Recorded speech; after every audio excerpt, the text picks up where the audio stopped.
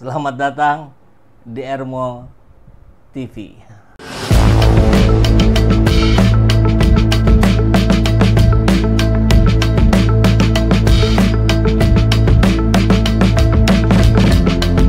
Bersama saya, Saiful Zaman, kebaikan yang terorganisir akan selalu mengalahkan kejahatan.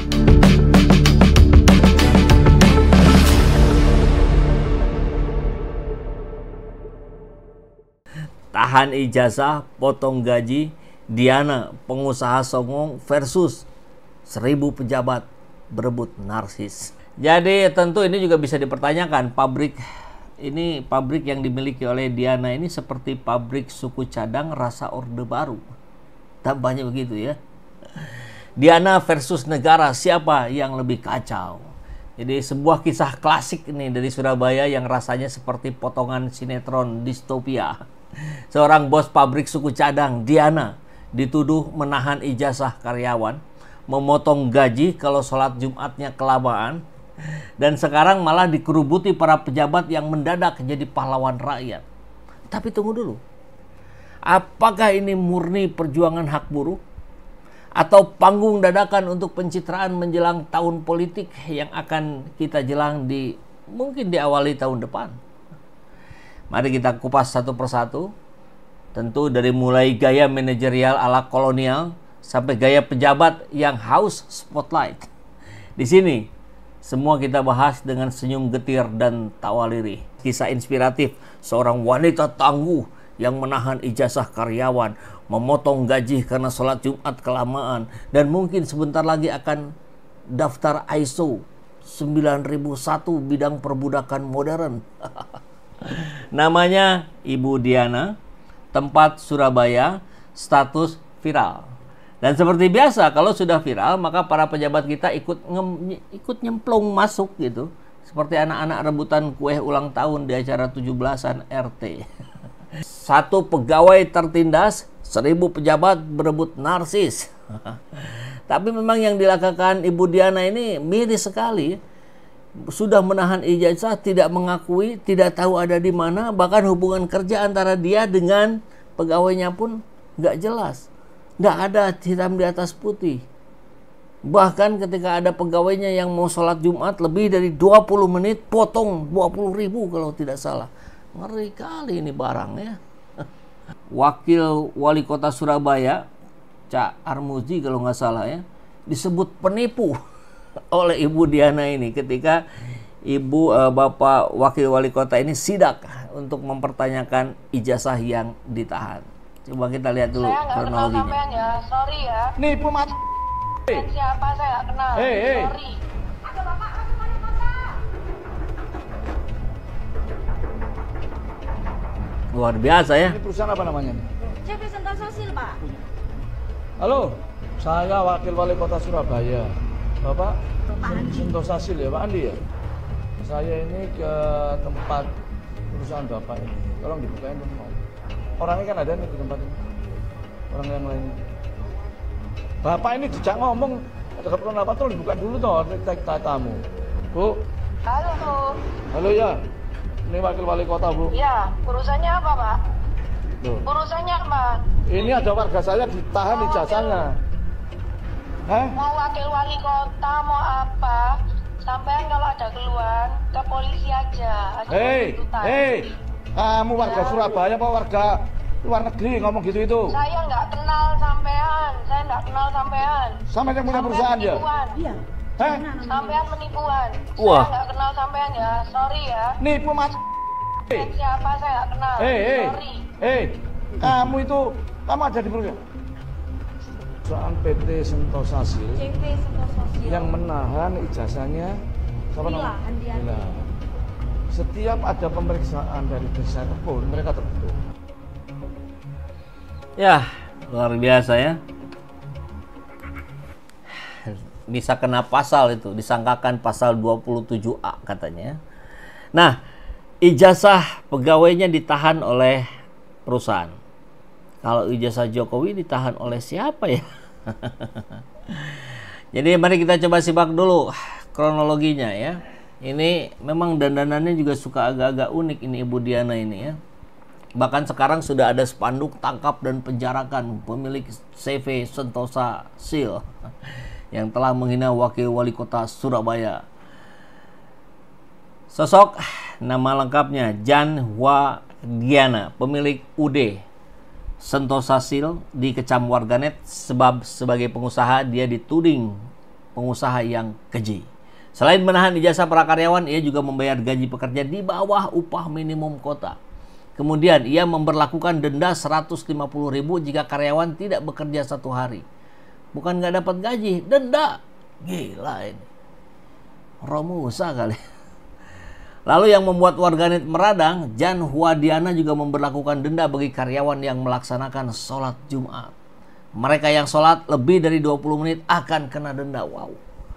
Ini kan tergantung khotibnya. Kalau ceramahnya saja sudah 20 menit, ya pasti telat. Itu belum sholatnya gitu. Bisa 25-30 menit. Ngeri, ini kita ada di negara apa ini ya? Pelanggaran itu kena denda ketika sholat Jumat itu hanya dikasih waktu 20 menit. Ketika lebih dari itu, ya kena denda, kata kuasa hukum karyawan Edi Kuncoro. Berdasarkan informasi yang dihimpun, denda tersebut berupa uang dengan nominal variatif mulai dari 20.000. Ada yang kena 30.000, tergantung telatnya. Apa yang ada yang sengaja gitu ya. Setelah sholat Jumat kemudian jalan-jalan dulu kemana gitu ya. Dan selama pemeriksaan dia juga menahan katanya 31 ijazah. Tapi tidak diakui. Nah, ini yang mengerikannya. Coba kita lihat dalam bentuk video. Oke, kita lihat video-videonya ya. Ini yang kemudian kejadiannya minta maaf. Dia sempat minta maaf ke wakil wali kota. Coba kita saksikan. Oh, silakan, monggo silakan. Duduk. Monggo. Mas, duduk sini. Monggo. Duduk. Kita ini salah paham. Bukan saya tuh nggak kenal orang kedua di Surabaya. Saya tuh taunya Bapak itu kan kadang-kadang saya buka TikTok, saya singgah. Saya sering lihat podcastnya. Lihat ya. Saya yang lihat. Terus saya bilang, kok orang ini kok baik ya, belani orang-orang. Saya bener-bener nggak menyangka loh. Kalau ditelepon Pak Wali gitu, kita tidak nyangka. Nomor 2 nelpon saya. Saya tuh ngomong penipuan itu sama suami. Penipuan. Saya tuh noleh sama suami. Cuma mungkin Pak Muci nanggepinnya di telepon. Kan kita nggak video call ya? Iya, nggak video call. Nggak video call. Jadi saya tuh sering lihat podcastnya Bapak. Waduh, aku kok bangga gitu loh sama Pak Muci. Jadi bukan saya nggak kenal. Salah Pak. Jadi begini Bu Diana ya. Bu Diana sama Pak Adianto ya. Ini kan sudah menjadi suatu konsumsi nasional ini. Permintaan maaf itu bukan kepada saya saja, sampaikan kepada warga Surabaya, sampaikan kepada seluruh warga Indonesia dengan tulus, ya toh, jangan karena terpaksa untuk datang ke sini. Di agama saya pun kalau orang sudah mengakui kesalahannya, maka kita juga wajib untuk memaafkan. Saya terjun ke lapangan pun itu atas dasar suatu laporan. Tidak mungkin saya mencari pencitraan ujuk-ujuk sana untuk disetting, enggak. Karena semua itu dasarnya laporan.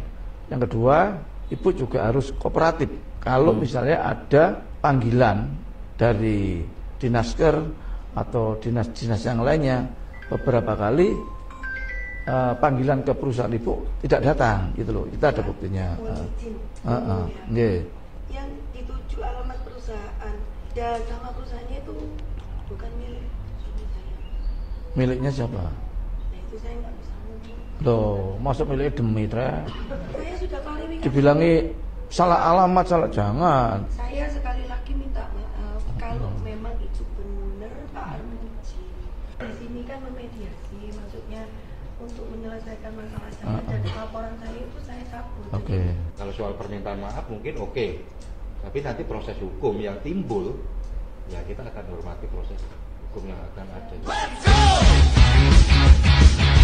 Ya, minta maaf tapi kekeh tidak mengakui, bahkan disangka sebutnya salah alamat. Mulai tampak kesongongannya makin berjalan. Di video berikutnya nanti lihat makin songong ini kelihatan.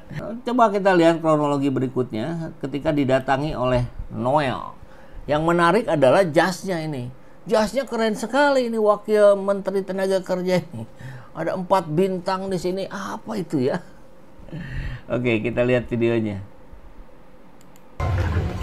Jangan berpikirnya kita datang ini meras atau preman, enggak Bu ya. Enggak, di sini ada penegak hukum, ada polisi dan sebagainya. Luar biasa ini. Memang benar kayak Pak Wali. Tadi Ibu bilang kita bicara negara hukum, ya kita tahu, oh kita negara kok. Saya kan wakil negara, ini wakil negara. Motor kita terus pakai tapi dulu. Jangan yang lain jangan masuk. Belum jangan masuk, enggak. Kalau kita penegara yang masuk, Oh, boleh Bapak boleh. enggak bisa masuk semua. Kita jawab kita kok. Emang mereka preman semua yang datang. Nah, ini detik-detik masuk ke ruangan. Yang kemudian Noel marah-marah sampai gebrak meja. Cuman tentu pertanyaannya itu marah beneran apa marah pencitraan itu ya? Itu nggak boleh menilai itu. Kecuali beliau keras, beliau apa? Ah ini ngawur nih. Bu, ini polisi loh, saya negara loh, saya bisa memaksa loh. Enggak, negara ini sifatnya memaksa. Bu, Pak, saya kok dibentak-bentak sih? Bukan, Anda bohong tadi. Enggak, Pak. Kok, Pak, saya jadi takut loh.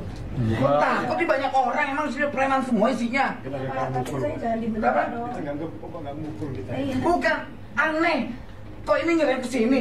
Ini ke sini gimana sih? Jasanya di mana sih, Mbak? Orang kita cuma minta pulangin ijazahnya, Bu. Nggak minta apa-apa, nggak minta duit. Dek, kamu ingat ya, dampak pernyataanmu itu punya dampak hukum, ya? Kamu tahu itu ya? Iya. Ingat loh, saya di sini datangnya kapasitas sebagai negara, wakil menteri, Iya, Pak. ya? Di sini ada Pak Wadir, Ada Kapolres Pak Wadir kan Krimsus, Pak Krimsus sama Pak Kapolres, ada Pak Wali, Pak Wali di sini, Kepala Dinas, pengawas dan semuanya, DPRD, anggota Dewan. Permintaan kami ini adalah mewakili negara. Jadi apapun keterangan Anda itu harus disampaikan, bukan ditutupi. Justru berarti Diperas, Mbak Vero, dipidana. kita nggak meres, kita nggak ada tidak Dipukulin. kekerasan. Enggak. Ini kan hanya harapan kita Mbak Iya. Vero bisa kooperatif. Karena Mbak Vero tidak mau menjawab, kami anggap tidak kooperatif. Maka Pak Wamen juga pasti akan. iya, luar biasa ya. Seberani itu dihadapi oleh Wamen sekalipun tetap saja dia berkilah terus ya. Memang mungkin ada proses yang dia berani mengatakan saya tidak tahu gitu. Mungkin ngelamarnya ke pihak mana, nah pihak mananya itu yang menahan ijazah. Jadi dia sendiri tidak langsung berhubungan. Akhirnya dia bisa lepas tangan. Mungkin begitu ya.